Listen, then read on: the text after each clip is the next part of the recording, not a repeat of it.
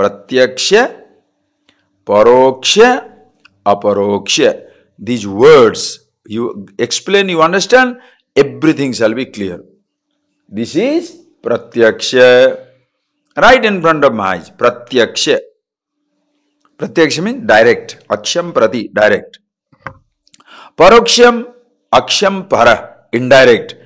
My village, indirect. There is a town behind this mountain at this moment, paroksha. You cannot see it. Okay, because you cannot visualize. Okay, paroksha. Yourself, the I, consciousness, it is neither pratyaksha nor paroksha. It is not pratyaksha. Why?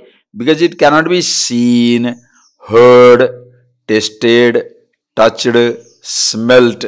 No sense organs can ever directly perceive it. It is not an object of perception. Okay. It is the subject. It is the subject, is yourself. So shall I say paroksha? Myself, the consciousness, is it paroksha? Can I say it is indirect? You can't say it is indirect. Why?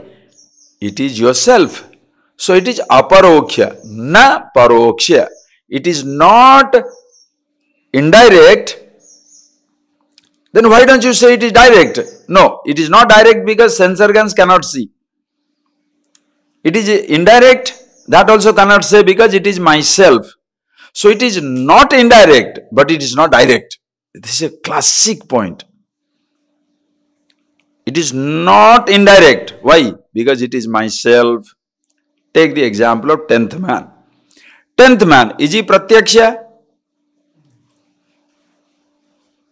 The eyes, ears, everything they are listening, they are seeing it. But the fellow doesn't still know that this is, it is. Shall we say it is indirect? No, it is himself. It is not paroksha, it is not indirect because it is himself. If it is pratyaksha, if it is seen, then he should be, now eyes sees it, like you see the flower. Can you say you stop seeing the flower? You seeing the flower.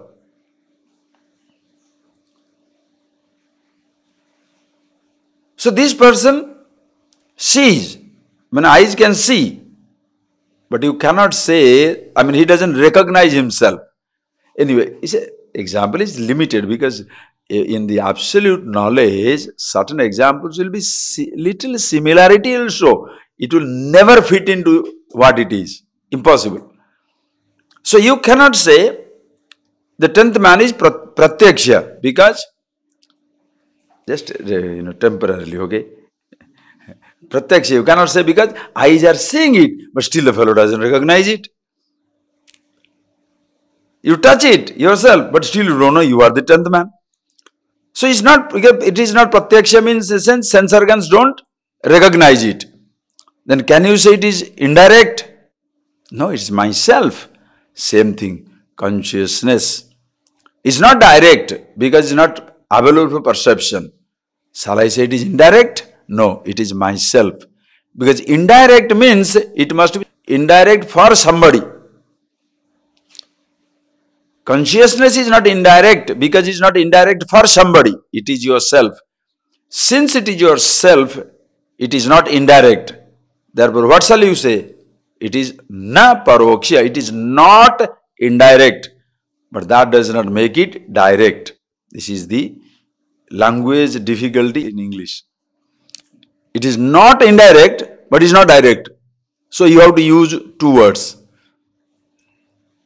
Is it direct? No. Then is it indirect? No. Then what it is? Not indirect. Get a word for that in English. What shall you get? You don't understand. It's not understand, language. Just think of that language. The concept doesn't exist. That's why word doesn't exist. Pratyaksha, paroksha, and yourself is aparoksha, not indirect. So that which is aparoksha, how far it is from you?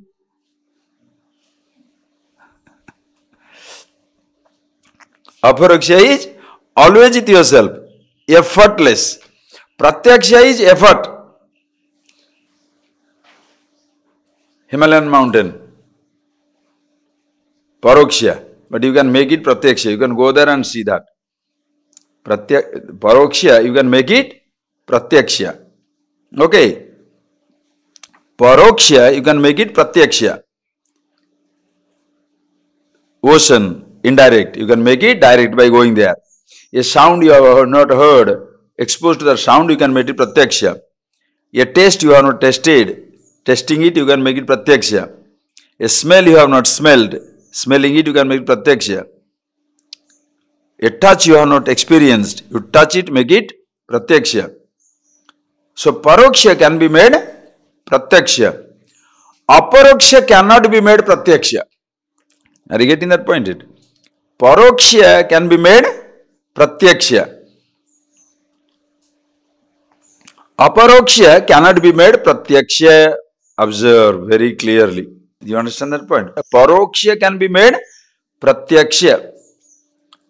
The sound, taste, touch, smell, whatever it is, which is indirect, not at this moment available, later on you can make it pratyaksha. Your eyes can see, ears can hear, tongue can taste, skin can touch, they can do that. Are you getting that point, please? Whereas aparoksha can never be made pratyaksha.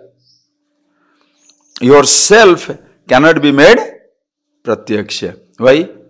You don't need to make it pratyaksha. Paroksha, unless it is made pratyaksha, means nothing to you. Indirect thing. Are you getting that? The sounds that they say, the sound of the Niagara Falls, have you heard? No, then it means nothing to you. One day you can go and see it. You go and hear it and see it also.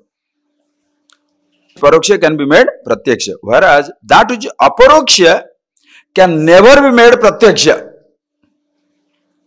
Yourself can never be made pratyaksha. It shall never be an object of your perception. That is why when people look for the experience of the self, they don't get it.